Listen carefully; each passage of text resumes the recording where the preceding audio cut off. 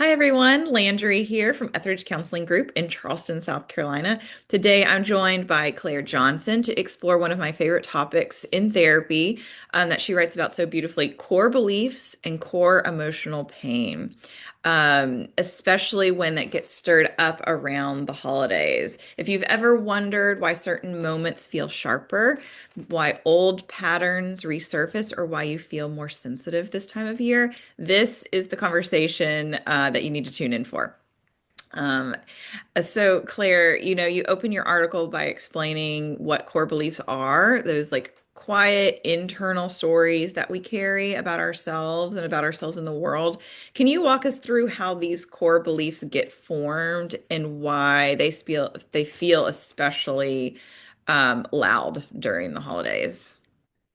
Yeah, so our core beliefs are kind of those internal messages running in the background that we may not even realize, but they get formed throughout our lives, often when we're younger, when painful things happen or just really big life moments, and we don't have this tools to really make sense of why those things happen, and so we start to develop these stories about ourselves based on the tools that we have at the time. And so it's really our way of just trying to make sense of the things that happen to us, but often they can become these really negative stories or stories that carry a lot of pain for us. So, Mhm. and they really do get brought up during the holidays because it's such an emotionally sensitive time. And then also, a lot of our core beliefs are formed with our family of origin. So if we're Right. reconnecting with that family during holidays,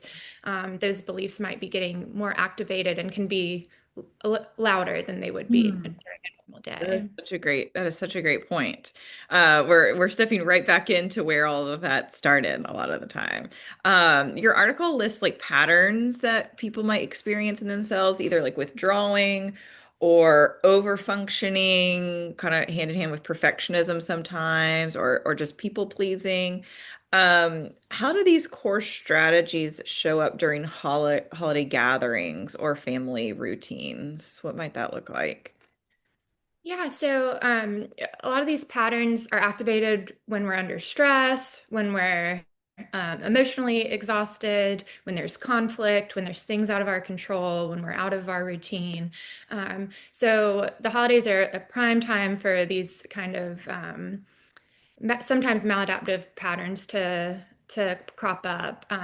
So it could look like for some, we all kind of lean a different way, and so for some people, when there's stress, you kind of over function and do everything to the max and can't sit still, can't relax because that's a way of managing the stress. And then some people are the opposite. They kind of withdraw, they disengage, don't want to deal with anything. And we can all do these different patterns at different times, but it, this time of year certainly amps up the stress and the complicated family dynamics. So we can definitely find ourselves kind of falling back into some of these patterns around this time of year.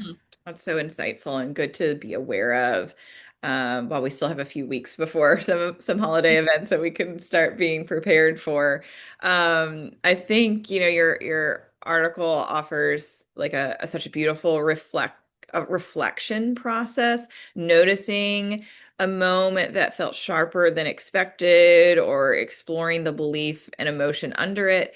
Can you guide us through how someone might start doing that like in real time? Yeah.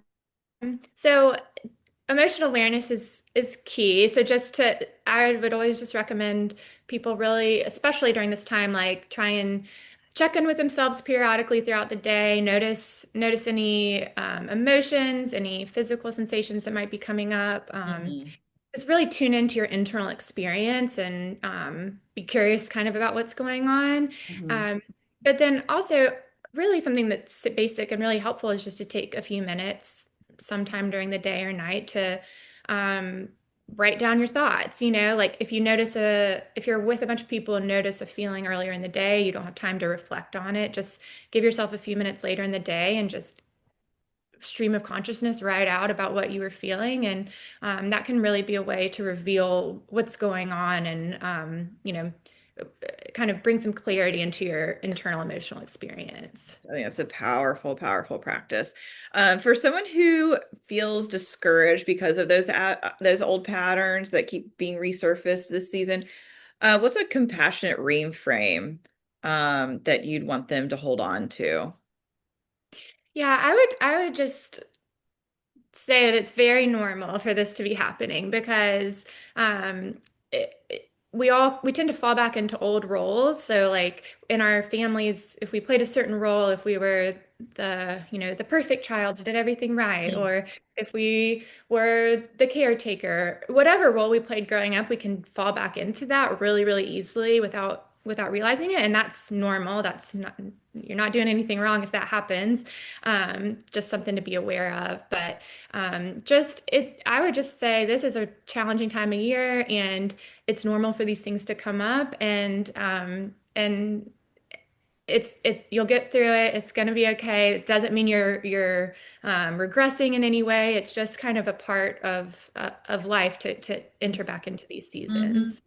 I love that. Claire, I love the clarity and the just sort of gentleness that you bring to the topics. I think it can be something that it can induce shame sometimes when or just confusion of like not understanding ourselves. For anyone listening who feels like the holidays are really activating some of this deeper stuff, um, as Claire said, that is very human. That is part of life. But you really don't need to go in feeling unprepared. Now is a really good time to start therapy. Do a session or two to kind of game plan how you want to navigate the holiday season or family dynamics or in-laws or whatever it might be. Yeah, you can head over to etheridgecounseling.com and schedule a free consultation to if you're in South Carolina to work with one of the therapists or Claire herself. And don't forget to like, subscribe, and follow so you can stay up to date on these videos if you found it helpful.